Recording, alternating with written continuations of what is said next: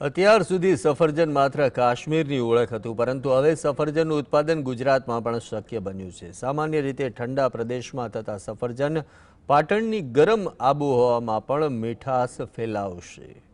ગુજરાતનો ખેડૂત હવે પરંપરાગત ખેતી છોડી આધુનિકતાના માર્ગે અગ્રેસર થયો છે। રાજ્યમાં કુદરતી ખાતરનો વધતો ઉપયોગ અને બાગાયતી ખેતી તરફનો ઝુકાવ કૃષિ ક્ષેત્રે એક નવી ક્રાંતિના સંકેત આપી રહ્યો છે। આ પરિવર્તનનું એક ઉત્તમ ઉદાહરણ પાટણ જિલ્લામાં જોવા મળ્યું। આ જ કારણ છે કે સામાન્ય રીતે ઠંડા પ્રદેશોમાં થતા સફરજન હવે પાટણની ગરમ આબોહવામાં પણ મીઠાશ ફેલાવશે। મારે આ ખેતરની અંદર ખારેક છે, જામફળ છે, સફરજન છે, બોર છે, ચીકુ છે, દ્રાક્ષ છે, અંજીર છે, સંતરું છે, મોસંબી છે, આંબા છે, નાશપતી છે, ચેરી છે, એમ કુલ 24 પ્રકારની ફળફળાદી વાવેલી। 2 થી 3 વીઘાની મર્યાદિત જમીનમાં આ ખેડૂતે એક અદ્ભુત પ્રયોગ કર્યો છે।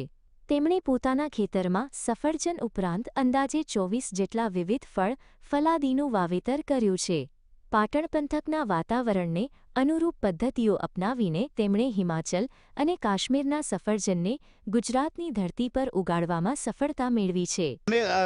જામફળી છે, ખારેક છે, ચીકુડી છે, બધું જોઈ સારી બગાયત ખેતી કરેલી છે એને, અને જોવા એટલે સારું મને દેખાડું તો મારે ઈચ્છા થઈ કે લાવો હું જરૂર આ બગાયત ખેતી કરવામાં કામ કરીશ।